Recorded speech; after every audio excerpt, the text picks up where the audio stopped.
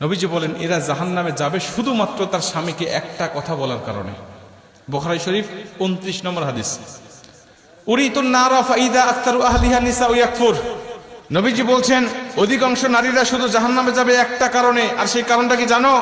আমি মেরাজের রাত্রিতে গিয়ে দেখেছি উরিতুন নারা ফাইদা আকতারু আহলিহা নিসা ইয়াকফুর, অধিকাংশ নারীকে আল্লাহ জাহান্নামের মধ্যে দিয়েছে।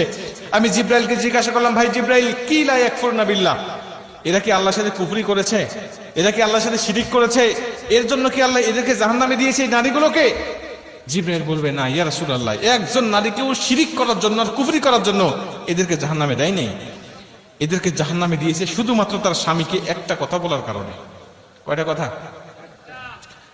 এই কথাটা যখন বলবেন হুজুর আমার স্ত্রী তো আমাকে দৈনিকই কয়, আমার স্ত্রী আমাকে প্রতিদিনই এই কথা কয়। এই কথাটা মেয়েদের মুখের কমন ডায়লগ, তারা জানেই না। অথচ বুখারী শরীফের 29 নম্বর হাদিসে এই হাদিসটা বর্ণনা করা হয়েছে। যেমন তেমন হাদিস না, সহিহ সনদে বর্ণনা হয়েছে।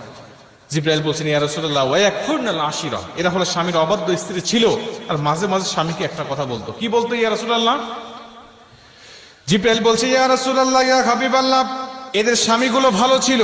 এদের স্বামীরা যখন এদের স্বামীদের কাছে এরা যা আবদার করতো, স্বামীরা তখন সেটা পূরণ করার চেষ্টা করত। যখন ভালো খাবার চাইতো স্বামীরা খাবার দিত, যখন ভালো পোশাক চাইতো তখন ভালো পোশাক দিত, যখন কোনো জায়গায় ঘুরতে যেতে চাইতো তখন ঘোরার জন্য বেড়ানোর জন্য নিয়ে যাইতো নবীজি। কিন্তু তারপরেও যদি কোনো সময় এই স্বামীরা স্ত্রীকে সন্তুষ্ট করতে না পারবে, এই স্বামীরা যদি কোনো সময় স্ত্রীকে সন্তুষ্ট করতে না পারে, ঠিক সেই সময় এই স্ত্রীরা একটা কথা বলে উঠতো, ক্বালাত মা রাআইতু মিনকা খায়রুন কত্তু। এই কথাটা তারা বলে উঠতো।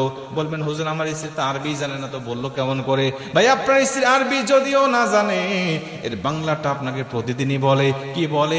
তোমার সংসারে এসে কোনোদিন আমি সুখ পেলাম না, তোমার সংসারে এসে কোনোদিন আমি শান্তি পেলাম না। আমি মেয়ে বলেই তোমার সংসার করতেছি, অন্য কোনো মেয়ে হলে তোমার সংসার করতো না। উরিতুন নারা ফাইদা আকতারু আহলিহা নিসা ইয়াকফুর। নবীজি বলছেন, ওই নারী, জিবরাইল বলছেন, নারী বলতো, ক্বালাত মা রাআইতু মিনকা খায়রুন কত্তু, আমি তোমার সংসারে এসে কোনোদিন সুখ পাই নাই, আমি তোমার সংসারে কোনোদিন শান্তি পাই নাই, আমি তোমার সংসারে এসে কোনোদিন উত্তম কিছু পাই নাই। আমি মেয়ে বলে তোমার সংসার করতেছি, অন্য কোনো মেয়ে হলে তোমার সংসারই করতো না। বলে সাথীর মা বোনরা বলে না, এরা ভালো আছে। মা বোনেরা মনোযোগ দিয়ে শোনেন, যদি এই কথাটা ভুলেও বলে ফেলেন, আজকের থেকে তওবা করে নেন, আল্লাহ আর বলবো না, বলেছি তো বলেছি, আর বলবো না, এইটাই শেষ। আমার স্বামী, একটা স্বামী স্ত্রীর জন্য কতটা অবদান রাখে। নবীজি বলছে, যদি আল্লাহর পরে কাউকে সেজদা দেওয়া জায়েজ হতো, আমি বলে দিতাম প্রতিটা নারীকে তার স্বামীকে সেজদা দেওয়ার জন্য।